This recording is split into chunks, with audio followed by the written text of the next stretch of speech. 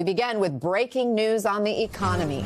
A new jobs report is in. The U.S. adding 177,000 jobs in April. That's above expectations, but down sharply from March. So a mixed bag, especially as we track other fresh economic warning signs, much to do with President Trump's tariffs.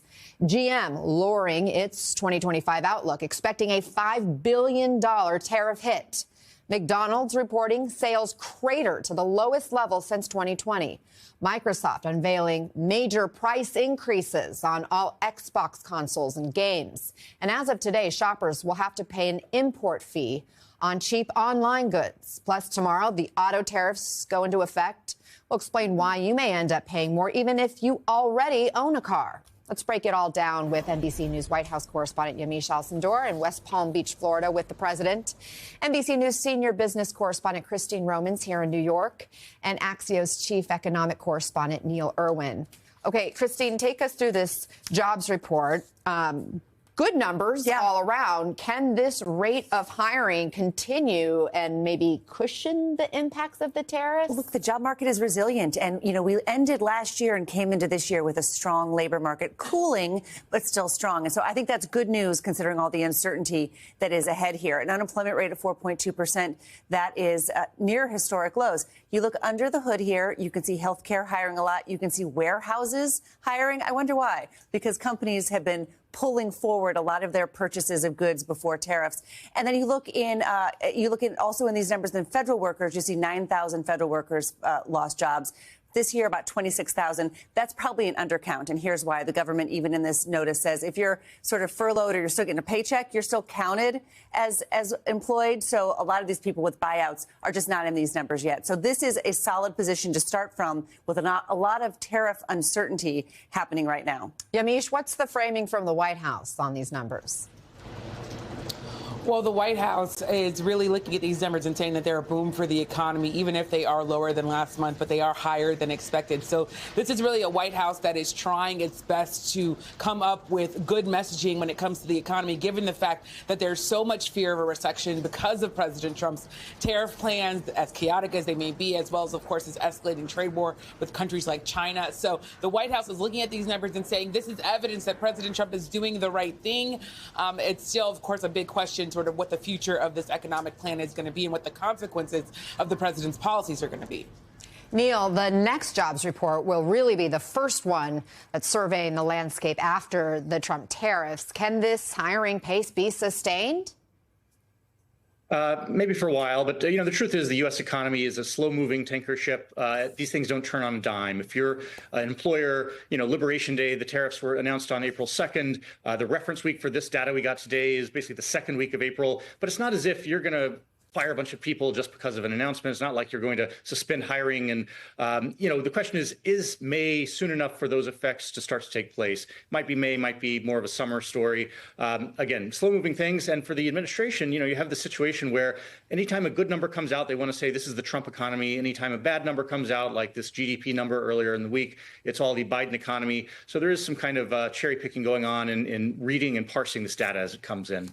Spin, spin, spin. Christine, tell us about this loophole that's apparently closed when it comes to cheaper goods and the impact this could have. So if you've ever bought anything on Shein or Temu or even Amazon Haul, which is a really low-cost goods portal that it has, these are allowed because of something called a de minimis loophole, that companies were allowed to send things, just individual packages worth less than $800 directly to American consumers. So that's where all that really cheap stuff came directly from Chinese factories. And they closed that. The Trump administration closed that loophole, saying that it was good for American small business, that they shouldn't be able to compete with that really cheap stuff. So you can see, if you go to the Temu website, you can see the import charges put right now into your cart, so you can see exactly how much that costs. Shein prices going up. They all started that on Friday, and it was actually at midnight when that loophole was officially closed. So those super ultra low cost products, I'm talking a whole set of sheets for $1.75, those days are over. And I look at this graphic here and we see a price for shorts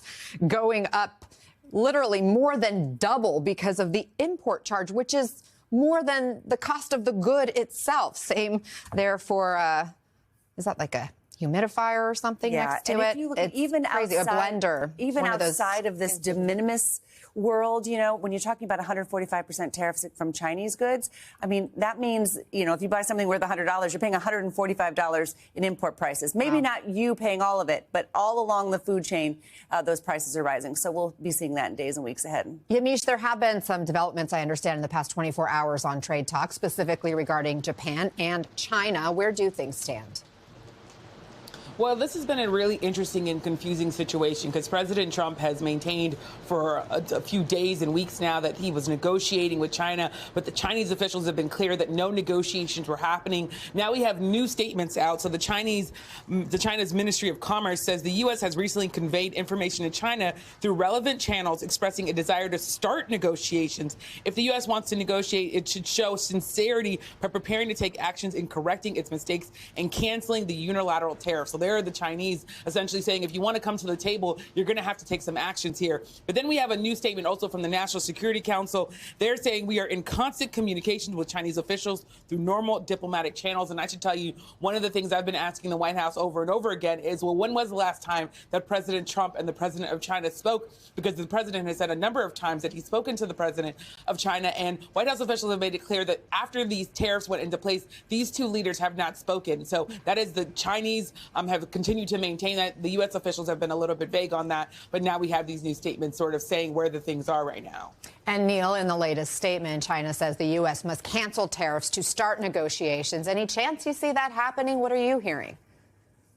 It's hard to parse what the president's going to do. The trademark of this administration so far has been the act of surprise and kind of erratic policymaking.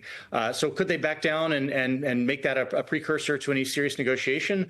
I wouldn't rule it out. At the same time, there has to be some de-escalation on some side. Everybody needs to save face. This is kind of negotiating 101. Everybody has to say they're the winner, and everybody needs to help the other party find ways to that both sides can say that they won the negotiation.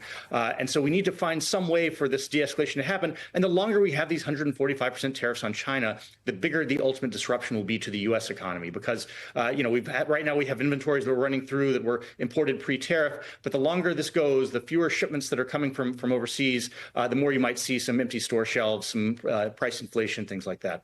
Yeah, and we're already in a couple of weeks of limbo at this point with these tariffs on China. Christine, auto tariffs take effect tomorrow. What's this going to mean for the car prices, and when are we going to feel it? So it was a little relief for the auto companies who were really concerned about steel and aluminum tariffs and then foreign car import tariffs and then car part import tariffs. It's a very complicated supply chain that can't be changed overnight. It will mean eventually higher prices for new cars. We've got estimates from everywhere from $2,000 to $12,000 for the cost of a new car. It will likely mean higher prices for your insurance because now to repair or replace your car in an accident, it will cost more than it did before. So you could expect insurance rates to rise by maybe $300 by the end of this year. So we've been seeing these numbers tweaked for months because of the changing nature of the president's tariffs. There have been some carve-outs, there have been delays, there have been pauses and resumptions. And so now, finally, those auto import tariffs parts import tariffs will go into effect. And these companies will have to figure out how to use their supply chains to try to minimize that as much as they can. Neil, when you talk to executives, investors, policymakers, what worries them the most right now in this economic moment? Do they see any reason for optimism?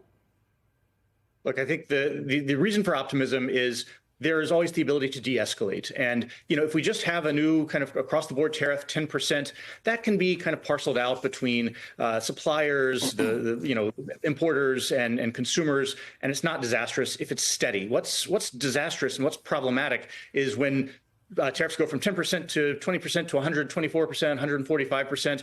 And those are levels that really shut down commerce and the ability to plan and predict and price. That's what's hard. And so, it's not that any tariff level is disastrous for the economy. It's that the erratic nature of this path has been really made it hard to plan and hard to invest, hard to hire, hard to have any confidence of what the policy landscape looks like a year from now or even a couple months from now.